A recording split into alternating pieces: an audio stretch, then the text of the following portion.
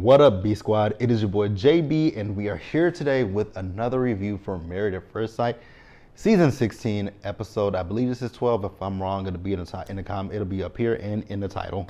This episode is titled "Getting to the Crust." You guys, this was once again another boring episode.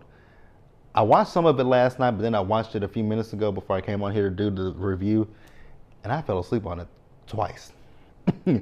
So before we go ahead and get into this review, if you are watching this video or any other video on the channel and aren't subscribed yet, do me a solid favor and stop taking me out on this date and having me pay for it at the end of it.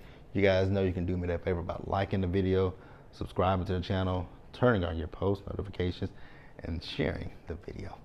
And with that out of the way, without further ado, let's discuss Married at First Sight and think about what we're talking about.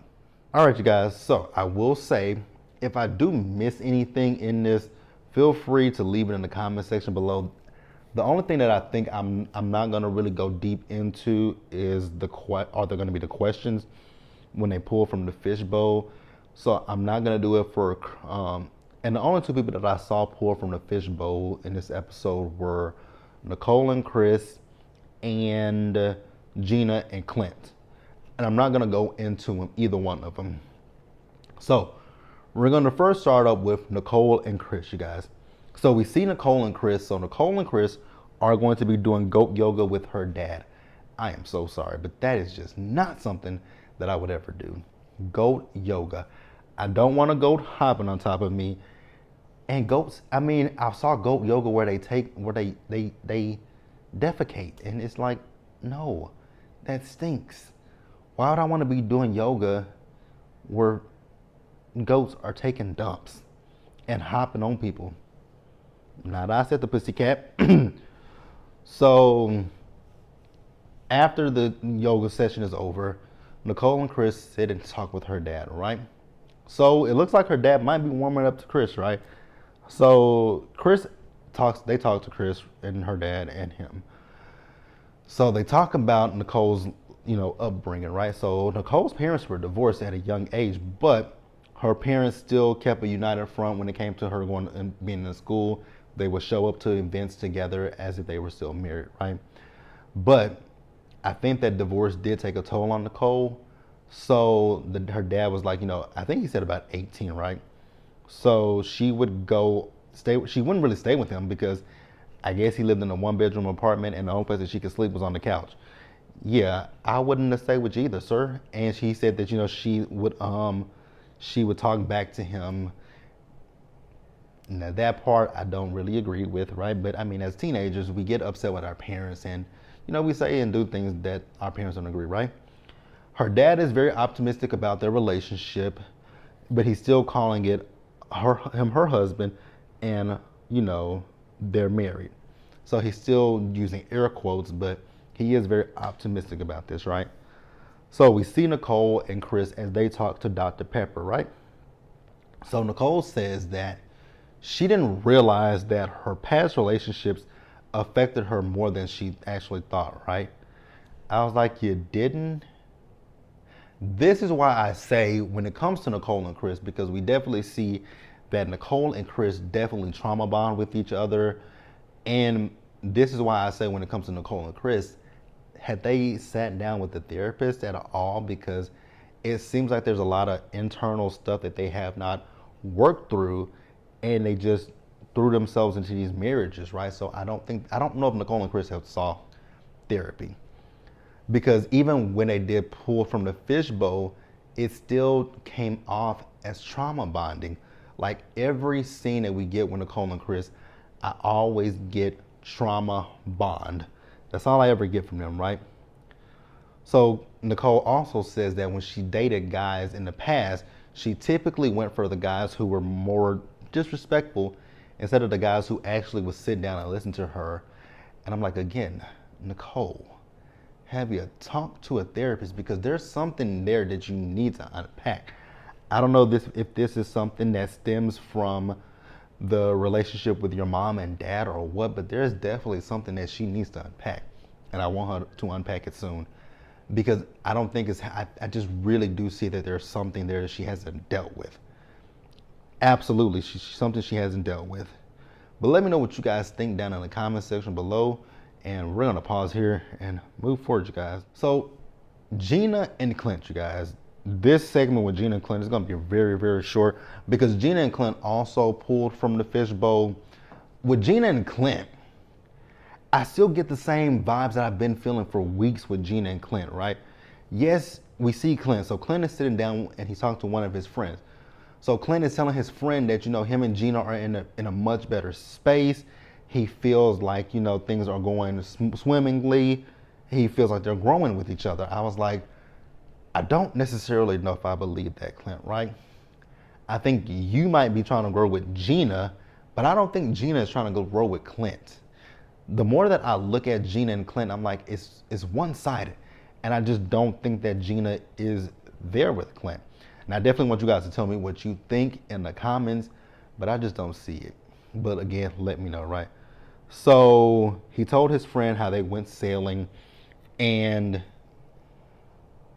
I think with some of these couples, I do believe that they have some similarities on paper, but when you look at them as a whole, not so much, right?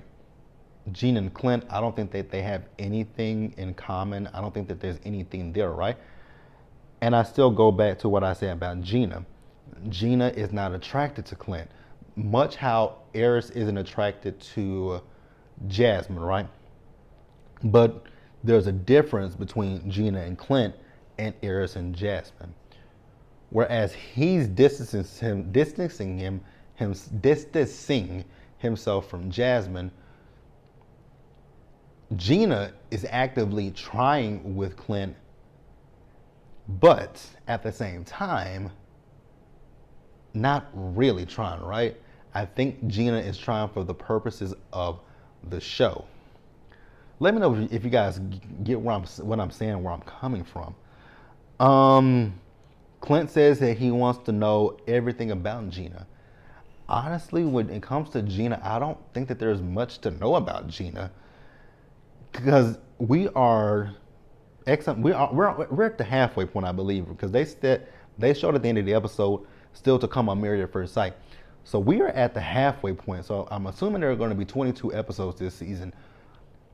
We're at the halfway point, literally at the halfway point, and I can't tell you anything about Gina other than the fact that Gina has a salon. If you guys can tell me anything about, the only things that I know about Gina is Gina has a salon and Gina has a dog named Hank. Now, I will say, so when Dr. Pepper came, we found out that they're still sleeping in separate rooms, right? Clint has a connection with Hank because Hank sleeps in the room with Clint. I was like, that's a damn shame. Clint got a better connection with the dog than Gina. So we can tell that Clint and Hank love each other. Gina feels nothing, right? I feel like with Gina, it's just the motions of the ocean, right? She's just going with the flow of things, right? I don't think that she's going to say yes. I actually would be surprised if she does say yes at decision day. Like, I would be hella surprised. So let's pause here and let's move forward, you guys. The next couple is Kirsten and Shaquille. I'm trying to think about what I want to say about Kirsten and Shaquille. I still also feel the same way that I feel about Kirsten and Shaquille, that I've been feeling. There's no chemistry between them, right? Even though in this episode we see a little bit of something, but this little bit of something that we saw was kind of uncomfortable and kind of cringy, right? Now, I will ask the question of why were they dressed like they were going to Sunday church service? They look like the deacon and the pastor. They look like the deacon and deaconess, right? So Dr. Pepper came over to see them, right? So they're still learning to communicate with each other. And I'm like, I don't think that they're really trying to learn to communicate with each other. I think at this point, Kirsten realizes, like, I can't use that excuse of, I need him to do this, I need him to do that, because the experts are visiting, right? And if you keep saying the same thing, they're gonna be like, what are you giving in return, right? She doesn't want to give anything.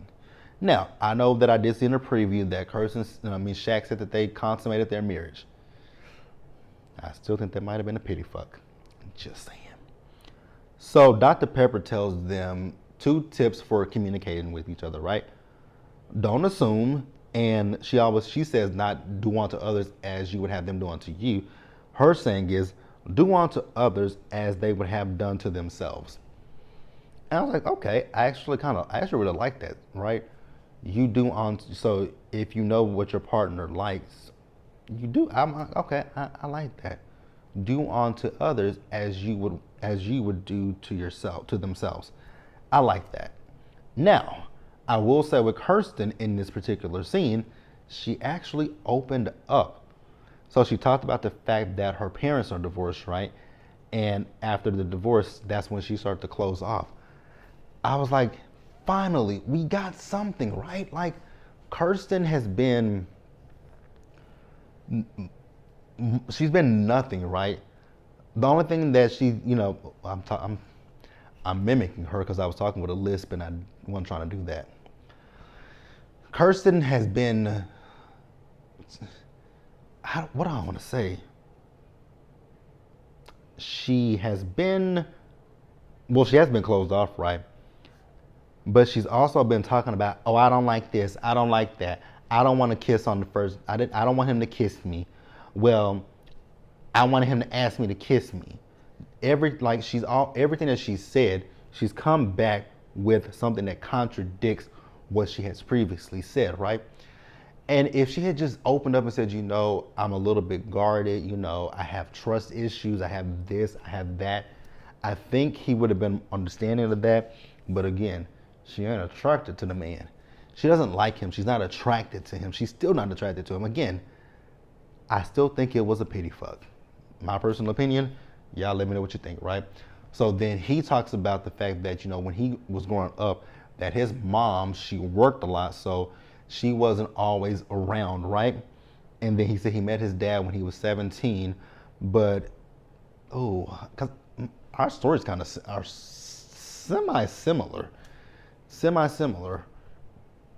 Scratch the biological father. I met my biological mom when I was 13 years old. So we kind of have similar stories. Very interesting, right?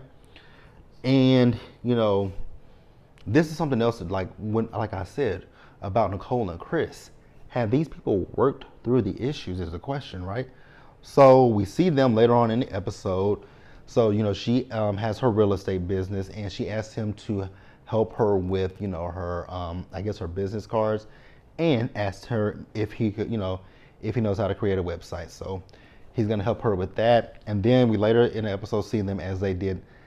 Now, he did body painting on her and I think got some strawberries. He put it in his mouth and he fed it to her from his mouth and they kissed. It was cringy. Cringy as hell. And then they went to the room. Again, I believe it was a pity fuck. Let me know what you guys think down in the comment section below. Let's pause here and wrap this episode on up. So Jasmine and hits from the streets, you guys. Honestly, I do not need my notes for this, right? Because I really do honestly feel bad for Jasmine, and I don't know why the experts won't step in, right? Because I feel like this is probably doing a lot more damage to Jasmine than they want to, that I feel like it's doing a lot more damage, right?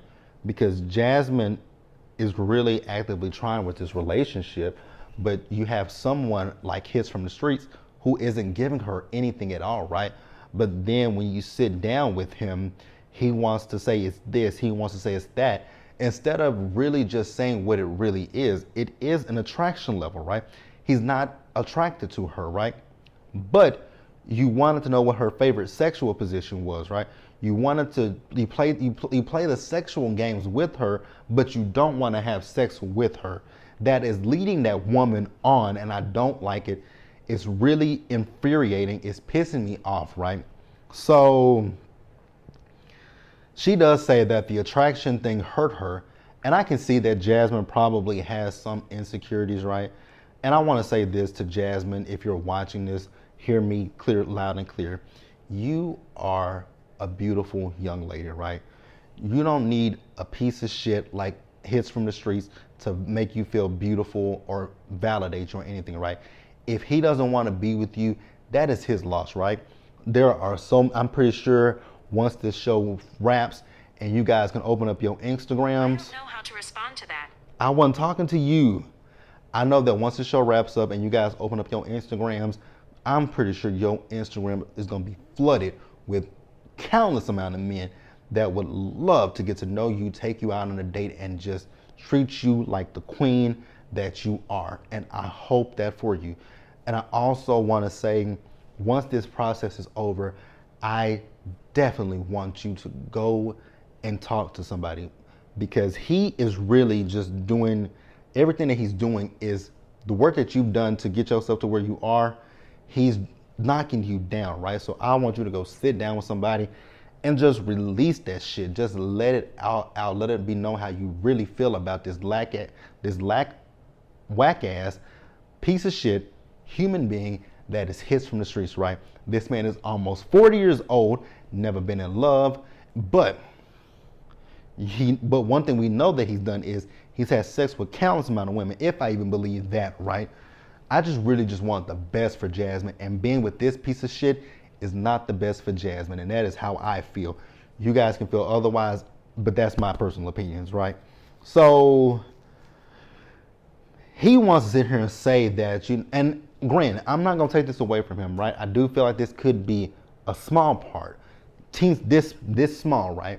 So he's talking about all the loss that he's experienced in his life, right?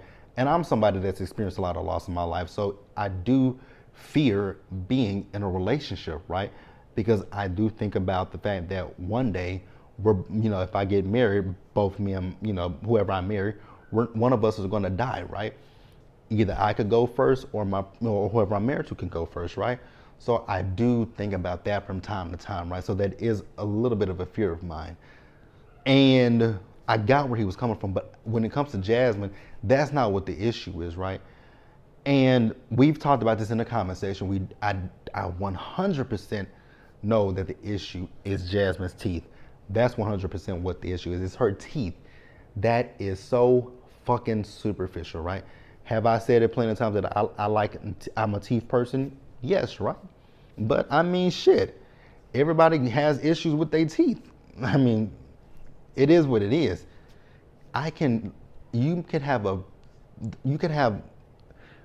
a bad mouth, right? But you can look past that. If you treat me well, if you have a great personality, like you can look over that stuff. But when it comes to him, I really do feel like that's what it is. He is just solely physical. He's a physical creature, right? And are we all physical people? Yes, right? But at the end of the day, you have to remember, beauty fades, right? You're almost 40, sir, so you are getting towards the back end of life. You're not getting any younger. I don't like him. I don't like him, right? So then he sat down with Jasmine's mama. This is where I really got pissed off at, because he still wants to say he wants to have deep conversations with Jasmine. I'm like, what's so deep about asking her, what is your favorite sexual position? There's nothing deep about that kind of conversation. I wonder what her mama thinks now watching this show. Also, I want to say, Eris is from the streets. You're lucky that dog didn't shit in your shoes, right? The dog should take a dump in your shoes. Duchess should tear up all of your stuff. Duchess probably sensed the disgusting human being that you are. And she's like, you know what? Let me just destroy his shoes. She should have destroyed everything that you owned. I just don't like the fact that he is playing with Jasmine. It's really pissing me off, right? Like, that is just bothering me. I wish he were man enough to say what it really is and stop leading her on. Because really and truly, that's what's happening. It's a game of cat and mouse, right?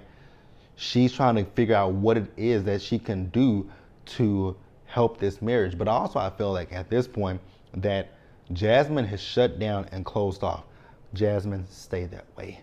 Don't give him anything. Like, just let him, oh God, he frustrates me. Out of all the couples, this is the one that just burns my biscuits, right? This is the couple that burns me. Like Nicole and Chris, like I said, trauma bond. Gina and Clint, she's not interested in him. Kirsten and Shaq, she ain't interested in him, right? But then Hits from the Streets and Jasmine, he is stringing her along, and I don't like it because, like I said, you can see that the person that she's built herself to be, she's being knocked down a peg with this man, and I don't rock with it. It's not cute. Please, somebody sit down with this couple and say, what do you guys want to do? Do you guys want a divorce? Grant them their divorce. The same way that y'all granted what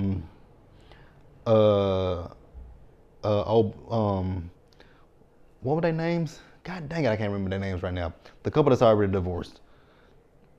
Give them the divorce. But that's it, you guys. I want you guys to tell me what you guys think about this episode down in the comment section below. Subscribe to the channel, turn on your post notifications, share the video, and until the next time, you guys, stay safe out there, take care of yourselves, wash your hands, be blessed, and I'll see you guys in the next one. Bye.